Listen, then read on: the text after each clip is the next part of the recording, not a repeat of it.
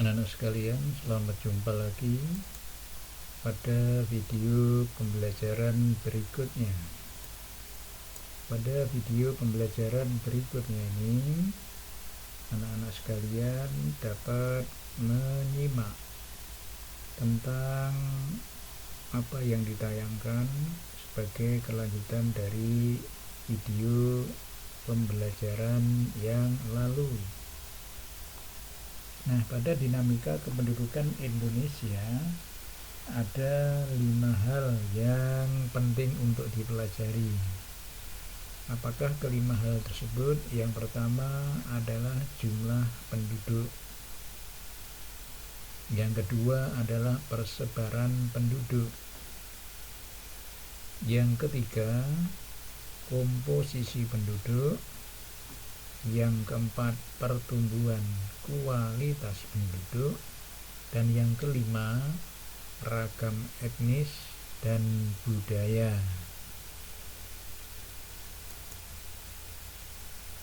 Selanjutnya, untuk diketahui bahwasanya jumlah penduduk Indonesia itu bagaimana. Menurut WPDS World Population Datasheet tahun 2015, WPDS itu adalah organisasi yang mencatat penduduk yang ada di dunia ini di bawah naungan PBB. Nah, organisasi ini mencatat bahwasannya secara resmi penduduk dunia itu peringkat yang pertama paling banyak adalah negara Cina dengan jumlah penduduk sebanyak 1.372.000.000 jiwa. Kemudian selanjutnya yang kedua adalah negara India, menempati peringkat yang kedua dengan jumlah penduduk 1.314.000.000 jiwa. Peringkat yang ketiga, nama negaranya Amerika Serikat dengan jumlah penduduk 321 juta jiwa. Selanjutnya negara kita Indonesia dengan jumlah penduduk 256 juta jiwa. Nah, itulah tentang peringkat penduduk dunia.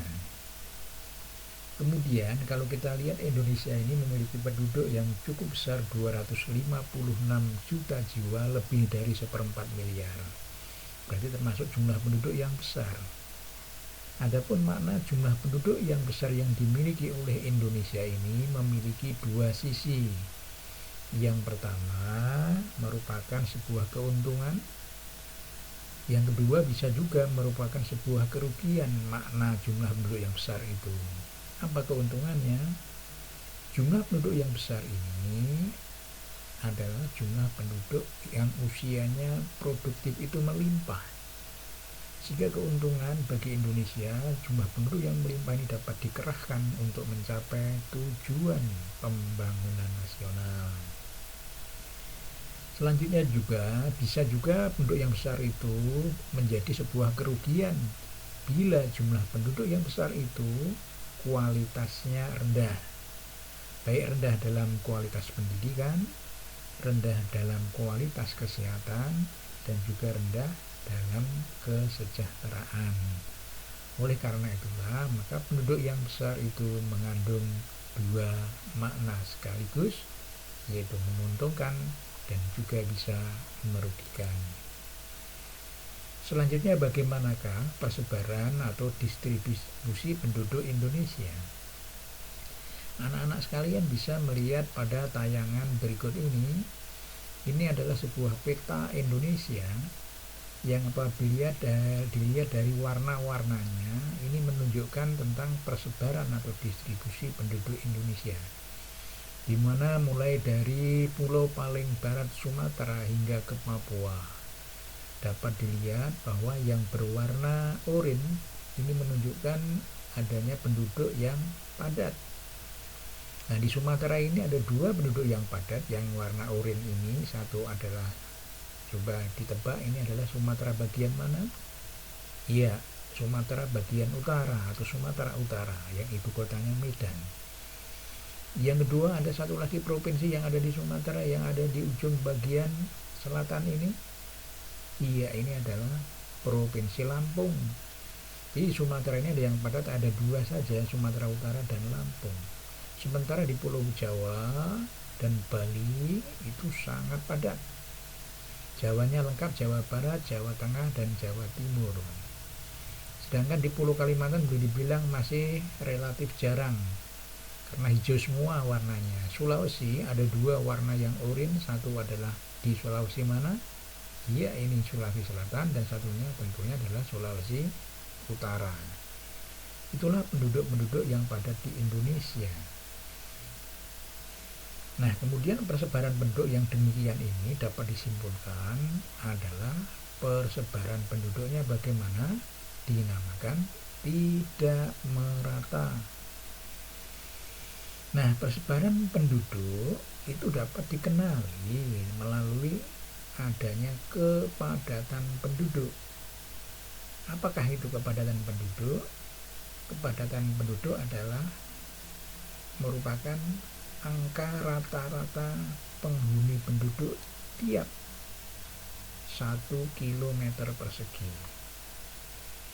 Nah, kepadatan penduduk ini menunjukkan indikator adanya perbedaan sumber daya. Maknanya bahwa suatu wilayah Indonesia seperti Jawa ini, penduduknya ini padat. Itu menunjukkan adanya sumber daya alam yang ada di Pulau Jawa itu memadai, atau dengan kata lain melimpah. Sebagaimana pepatah mengatakan, di mana ada gula, di situ ada semut. Di mana di sana ada sumber daya yang banyak, sudah barang tentu akan banyak penduduknya. Jadi kesimpulannya bahwa distribusi atau persebaran penduduk di Indonesia ini jawabannya adalah tidak merata. Nah, anak-anak sekalian, selanjutnya kita ikuti pada tayangan video pembelajaran berikutnya ini. Menuju ke nomor 3 tentang komposisi penduduk. Komposisi boleh disebut nama lainnya adalah susunan penduduk, atau boleh disebut komposisi penduduk itu adalah pengelompokan penduduk.